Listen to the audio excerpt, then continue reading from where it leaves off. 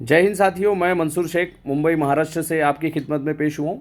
आज ये वीडियो बनाने का एक खास मकसद है क्योंकि कई दिनों से हम लोग देख रहे हैं कि जो हमारे किसान भाई हैं वो दिल्ली की तरफ कूच कर रहे हैं। उन्होंने कुछ 26 या 27 तारीख की डेट तय की थी और उनकी मांग ये थी कि जो किसान विरोधी बिल आया है, जो नरेंद्र मोदी की गवर्नमेंट ने एक बिल लाई है जो ये बताती है कि किसानों को मंडी से आज़ादी मिलेगी और काफ़ी किसान हमारे पैसे वाले हो जाएंगे और उनके पास जो उनकी जो फसलें हैं उसके अच्छे दाम मिलेंगे। जबकि किसान भाई जो है वो इससे कम्प्लीटली डिसएग्री करते हैं। वो ये बोलते हैं कि भाई हमको इससे कुछ भी फ़ायदा नहीं होगा, एमएसपी की गारंटी चाहते हैं। ऐसे कुछ मतलब कुछ गवर्नमेंट के तरफ कुछ चीज़ें जाती हैं, कुछ किसानों की तरफ जाती है उस बिल में। कुछ उसके बेनिफिट्स हो सकते हैं, किसानों को लगता है कुछ उसके बेनिफिट नहीं है, ये अपनी जगह पर बात है। अब किसान भाई ये चाहते हैं कि वो जाकर गवर्नमेंट से, सरकार से मिले, उनसे डायरेक्टली बात करें, एक संवाद हो ताकि उन चीज़ों के हल निकले। और जमहूरियत में ये होना भी चाहिए। डेमोक्रेसी संवाद का ही दूसरा नाम है। जब तक हम मिलेंगे नहीं, हम अपनी बातें रखेंगे नहीं तो कैसे होगा।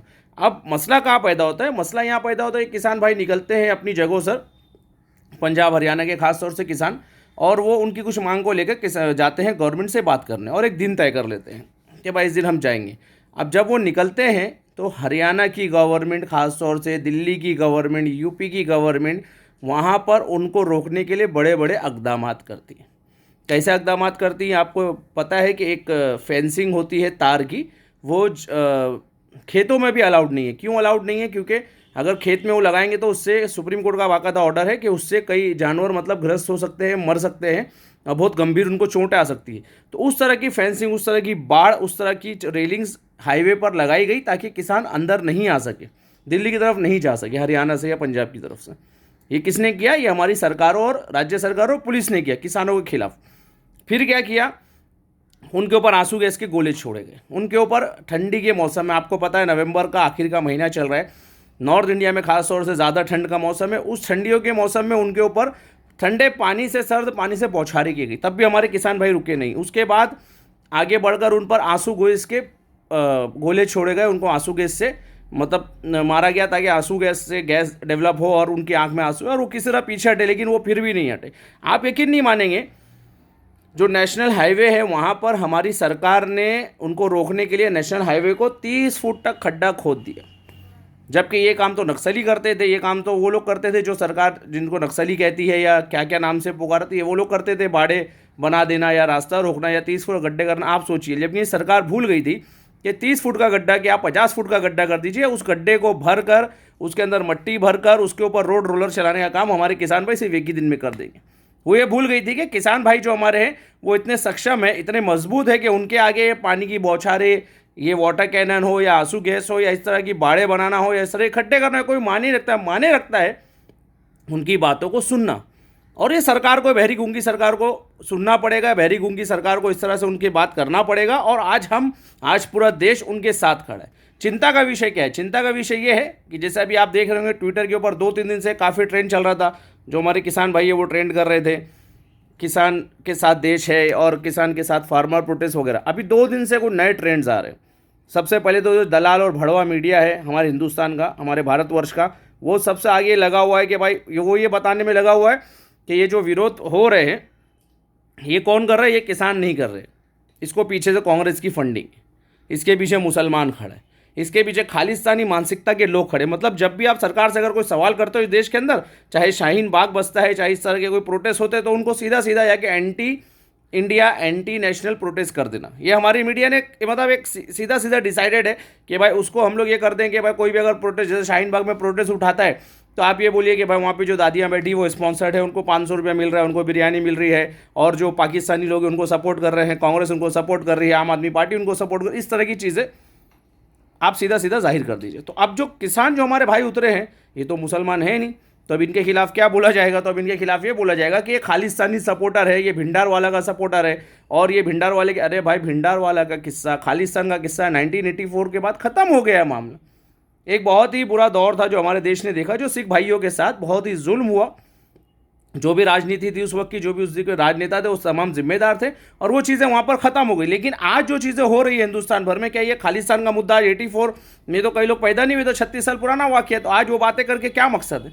आज ट्विटर के ऊपर ट्रेंड चलता है खालिस्तानी, शाहीन बाग, सिख। आप देखिए ट्विटर उठा के, मोदी के सपोर्ट में और इनके सब, मतलब ये जो लोग आते कहाँ से, क्या इनको ये नहीं पता है कि आज जो आप रोटी खा रहे हो, आज जो दाल खा रहे हो, आपके बच्चे जो अनाज खा रहे हैं, ये कौन पैदा कर रहे हैं? सिर्फ हमारे किसान भाई पैदा कर रहे हैं। ये किसान भाई आज वो मेहनत कर रहे हैं, ठंडी में, कड़ाके की ठंड में भी खेतों में जाके काम करते हैं, अपनी झुलसा देने वाली धूप में, लू चलने वाली धूप के अंदर वो जाकर अपने खेतों में काम करते हैं, ठंड में, बारिश में अपने खेतों में जाके काम करते हैं, तो हम और आपको रोटी मिलती है, जबकि उनको कुछ नहीं मिलता। आज भी आंकड़े ये बताते हैं कि हर दिन 30 से ज़ायद किसान खुदकुशी करते हैं। हर रोज़ भारत के अंदर डेली 30 से ज़ायद किसान भारत के अंदर खुदकुशी करते हैं।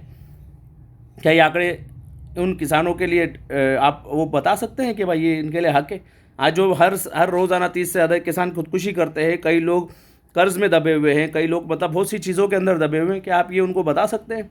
और आज हम उनके साथ क्या कर रहे हैं? हम उनके साथ एमएसपी हटाने की कोशिश कर रहे हैं। आज हम मंडियों को खोलने की बातें कर रहे हैं, गवर्नमेंट पेट्रोल पंप डालने की बात कर रही है, अदानी अंबानी को इतना बड़ा बनाने की कोशिश हो रही है ताकि किसान भाई जो थोड़ा बहुत जो अनाज, आज भी किसानों के लिए जो सिस्टम है हिंदुस्तान में, वो कोई बहुत अच्छा सिस्टम नहीं है, वो भी बहुत ऐसे ही सिस्टम है और बहुत लच्चा है, लेकिन कम से कम उनके ऊपर छत, जैसे घर है आप समझिए, और उस घर की हालत बहुत ही ख़राब है, लेकिन कम से कम छत तो है, घर तो है, उसको बेहतर बनाने की ज़रूरत है। यहाँ तो गवर्नमेंट क्या कर रही है, वो घर भी उनसे छीन ले रही है, वो छत भी उनसे छीन ले रही है और उनको सरेसर रोड पर खड़ा कर दे रही है। इतना बड़ा जो आंदोलन है, वो जो खड़ा हुआ है, उसको कुचलने की कोशिश कर रही है। और हमको ये करना चाहिए कि जितने ये ट्विटर के ऊपर जितने जनसंघी, मनुवादी और फांसीवादी लोग बैठे हैं, जो ये कह रहे हैं कि जैसे पहले शाहीन बाग के अंदर जो बिल्किस दादी और सब बैठे थे, जो हमारी शान है और हमेशा रहेगी इंशाल्लाह ताला, वो तमाम लोग जो पैसे लेके बैठे थे। आज मैंने एक फ़ोटो देखा, मैंने खुद भी शेयर किया है 2-3 दिन पहले, कि एक दादी जो हमारी है सिख, वो था हाथ में डंडा लेके चल रही है और प्रोटेस्ट में जा रही है। तो आज उनके पीछे भी कई ट्विटर पे मैंने देखा कि मतलब शाहीन बाग से लेके खालिस्तानी दादी तक, और मतलब उनके ऊपर भी बहुत सारे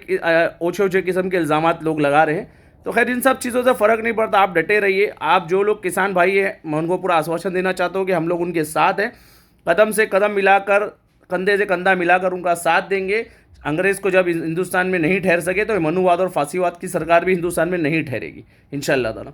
हम आपको आश्वासन देते हैं कि इस मुल्क का हर बच्चा, हर नागरिक, हर बूढ़ा, हर जवान, हर औरत, हर लड़की आपके साथ है, हमारा पूरा सहयोग आपके साथ है।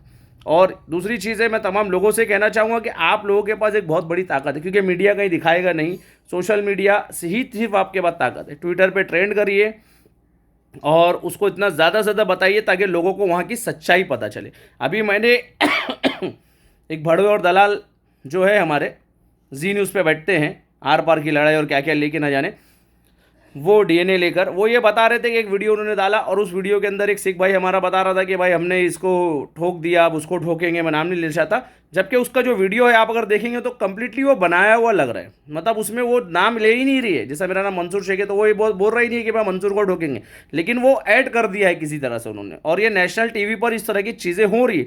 तो आज इन सब चीज़ों को उजागर करने के लिए हमारा फ़र्ज़ है कि हम लोग हमारे भाइयों का साथ दें, हमारे सिख भाई, किसान भाई, पूरे हिंदुस्तान भर के जो किसान वहाँ पे जमा हो रहे हैं उनका सहयोग करें, जो लोग नज़दीक है वहाँ पहुँचे, और जो लोग नज़दीक नहीं है उस दलाल और भड़वे मीडिया को और ट्विटर हैंडल जनसंघी मनुवादी लोगों को जवाब देने का सिर्फ एक ही तरीका है आपके पास। वो तरीका ये है कि आप सोशल मीडिया का भरपूर इस्तेमाल करें।